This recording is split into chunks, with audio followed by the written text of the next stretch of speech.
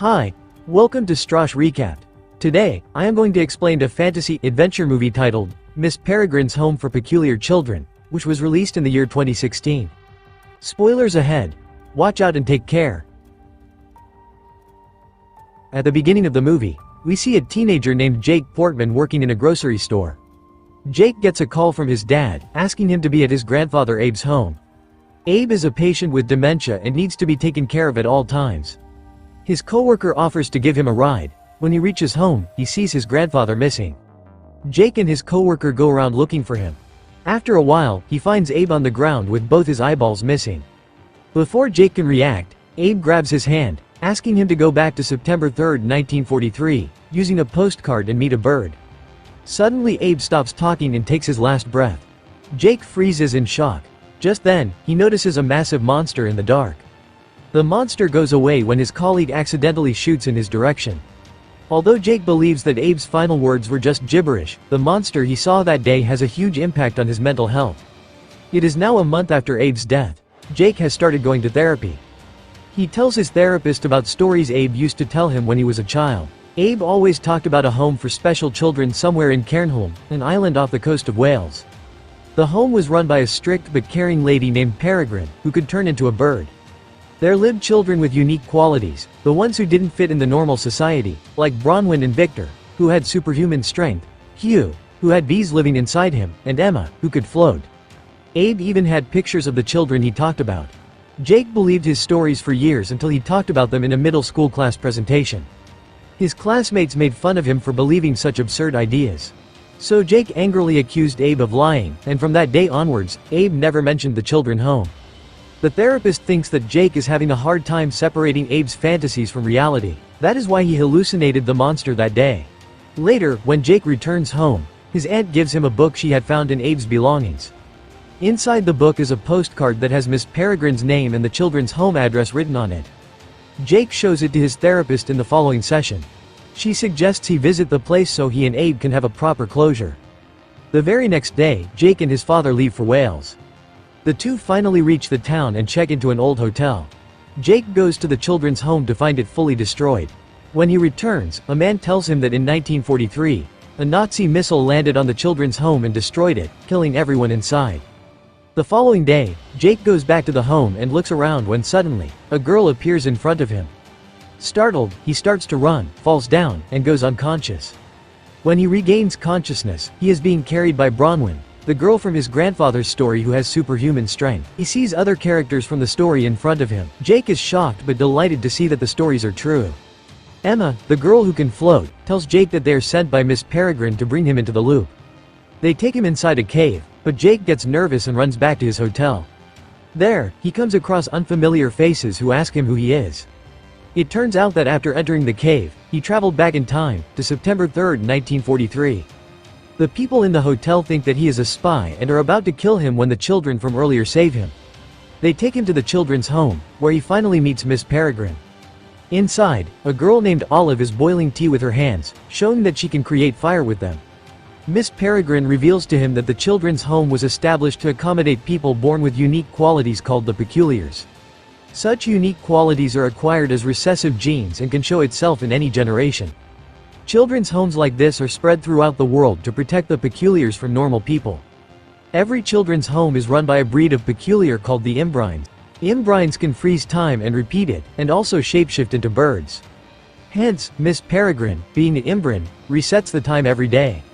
The people of the children's home have been reliving September 3, 1943, for as long as they can remember. Abe used to live in the children's home when he was little, and the children Jake met earlier were his grandfather's friends.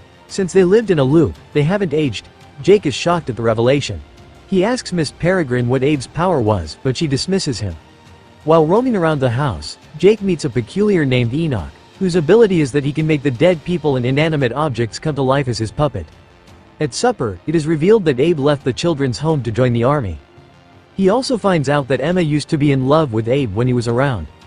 After that, everyone sits down to watch a movie. A peculiar named Horace can project his dreams onto the wall and can also dream of the future. They watch Horace's dream like a movie. After the movie, everyone goes outside to watch Peregrine reset time. Jake watches in awe as she stops the missile from being dropped in the house and resets the time to September 3rd again. Jake then finds a letter written to Miss Peregrine by his grandfather and keeps it with him. Emma takes Jake to the cave to get him out of the loop. As they walk, an injured Imbrin bird lands in front of them. Emma takes the bird and goes back to the house as Jake comes out of the loop. When he is back in the hotel, Jake reads the letter he had stolen. In the letter, Abe warns Peregrine of someone named Baron, who has been trying to harm peculiars of another loop. The following day, Jake's dad takes him to a beach to watch birds. There, they meet an ornithologist named John. Jake's dad, who watches birds as a hobby, is annoyed by John, so they return to the hotel. Jake waits for his father to fall asleep and goes back into the loop.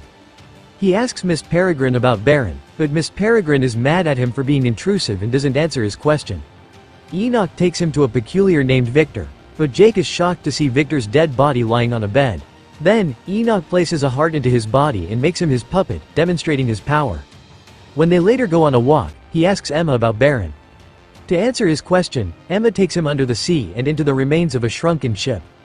She uses her power to manipulate air and makes the chamber water-free. She then hands him a box and claims that it belonged to Abe. Inside is a map of every loop of the world and pictures of some peculiars. One of them is Baron, the leader of a group of bad peculiars called the Hollows. She tells him that Abe left the children's home to hunt them, but couldn't. Hollows look for the peculiar kids and kill them. Only Peregrine knows what their real motive is.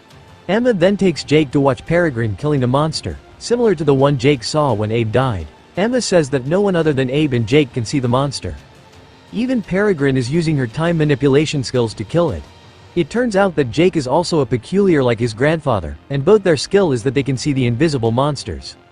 When they are back in the children's home, Peregrine tells Jake about Hollows and their origin. Hollows were regular peculiars who were tired of living in loops. They believed that harnessing the essence of Imbrin's powers would make them immortal, and they could live outside the loop without aging.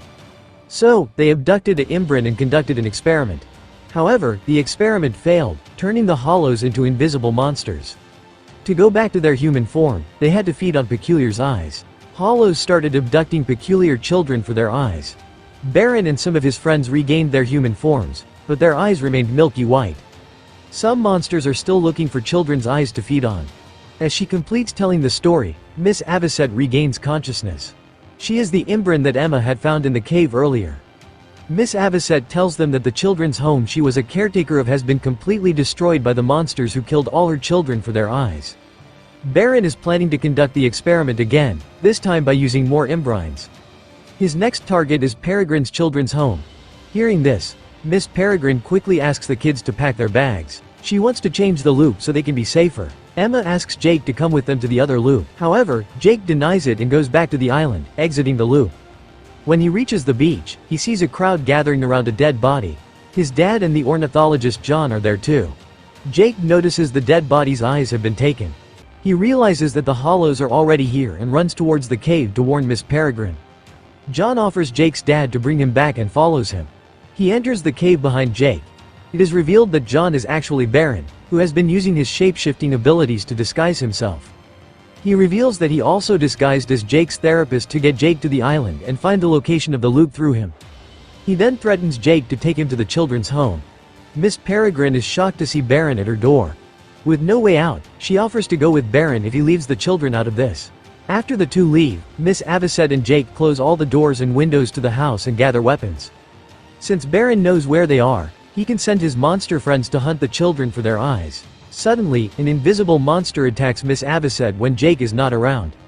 It kills the poor lady but is injured by Jake right after. Everyone then runs to the attic and escapes through a tree branch. Since Peregrine is not here to restart the loop, the date changes to September 4, and the Nazi missile drops on the house. Thankfully, everyone is safe. When they are out of the loop, they plan to go to the Black Loop, where Baron is conducting the experiment using Miss Peregrine and the other Imbrines. They get on a ship and continue the journey using Abe's map. They finally get to a carnival. Jake and Emma enter the Black Loop, which takes them back to 2016. They see Baron, his friends, and some monsters inside.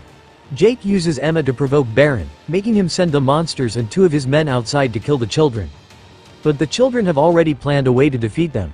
They throw snow at those men, revealing the shape of the monsters. Meanwhile, Enoch makes a bunch of skeletons his puppets and sends them to fight the monsters. Then, the children make their way to Baron and his friends. They fight them using their unique powers and manage to defeat everyone except for Baron. Jake releases the Imbrines from the cages, including Miss Peregrine, but they cannot help him since they are injured. Now, Baron and Jake stand face to face when suddenly, Baron's shape shifts into Jake. Emma and Enoch come inside and are confused about which is the real Jake. They point a crossbow at them, as both try to prove they are the real Jake. Just then, a monster enters the room.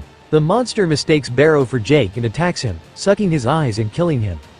Finally, Jake kills the monster, and everyone is safe. Before the time loop closes, Jake says goodbye to the children as they exit and return to their ship in 1943, while he stays in 2016. Jake travels to his home in Florida to see Abe is still alive. It turns out Baron's death at the beginning of 2016 erased his presence in Florida later on. Jake is delighted and tells Abe everything that has happened. Abe asks Jake to go back to Emma as she is waiting for him. Jake takes his advice and travels the world, going into many loops to look for Emma and the others. He finally finds them on the ship, still traveling. Jake tells Emma that he loves her and the two finally kiss. The movie ends as Miss Peregrine flies above the ship, overlooking the kids. This is my explanation for the movie, Miss Peregrine's Home for Peculiar Children. So what do you guys think about the movie? Write in the comment. Subscribe for more videos like this, turn on the notification, and leave a like to help the channel out. Thank you for watching.